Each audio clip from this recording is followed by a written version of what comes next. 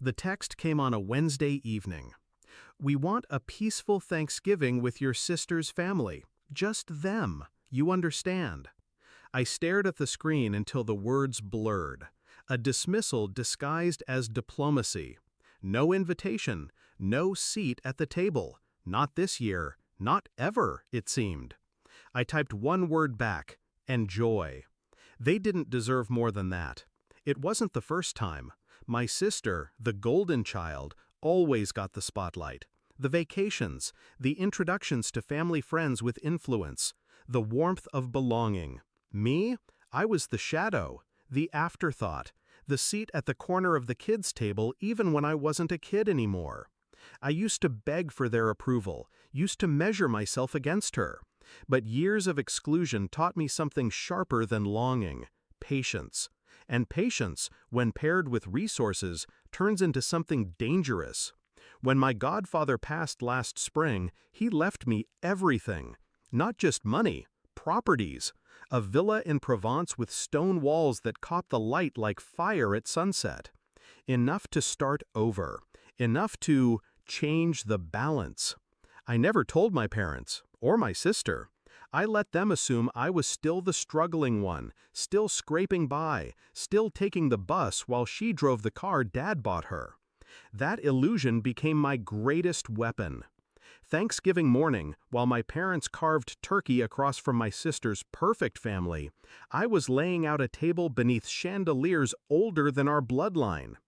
The villa buzzed with life, laughter, music, glasses clinking. Cousins, uncles, distant relatives who had always whispered about being left out of my parents' narrow circle were now basking in warmth they'd never been offered. They were mine now, my guests, my allies. I made sure the photos were everywhere. Group shots under the olive trees, children splashing in the heated pool. Long tables heavy with food and wine. Me at the center of it all, no longer invisible. I didn't tag my parents. I didn't need to. Word spreads fast in families. The first message came that evening.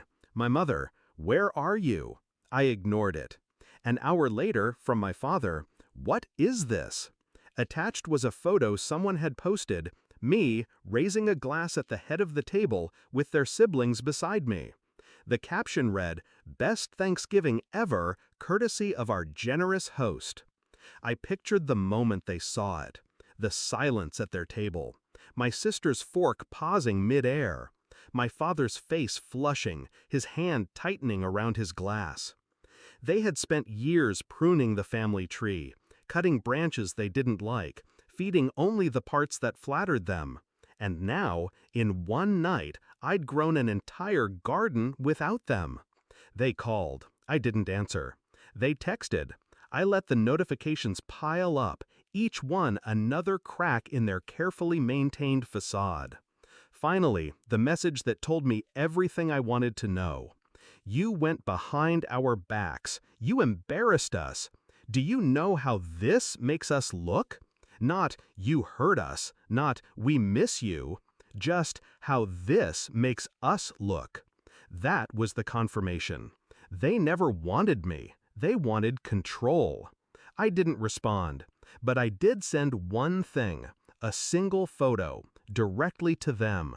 It was Grandma, the only one who'd ever defended me, smiling on the villa's terrace, a shawl around her shoulders, glass of wine in her hand. She'd been too frail to be invited to their Thanksgiving. Funny how she'd made it all the way to France with me. My message with the photo was 3 words. She's with me. I know what they did next, even without seeing it. The panic, the scrambling to call relatives, to salvage their story, to reassert dominance. But it was too late. The center of gravity had shifted. Thanksgiving had revealed something no amount of their manipulation could undo. Without them, the family thrived. Without them, we laughed louder, stayed longer, felt freer. And they weren't part of it.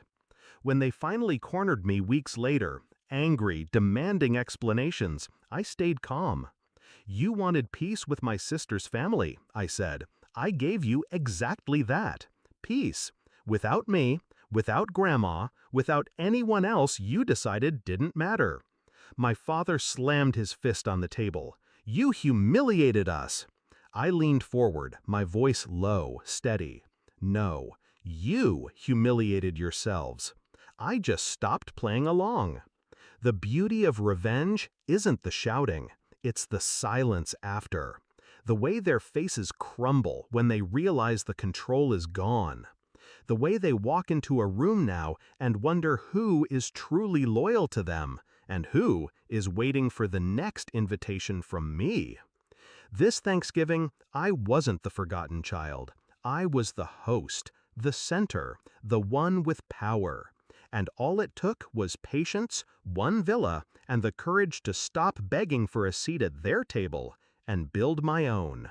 Do I feel guilty? No. They wanted peace. Now they have it. The kind of peace that comes when everyone else has walked away from their table and found a better one at mine.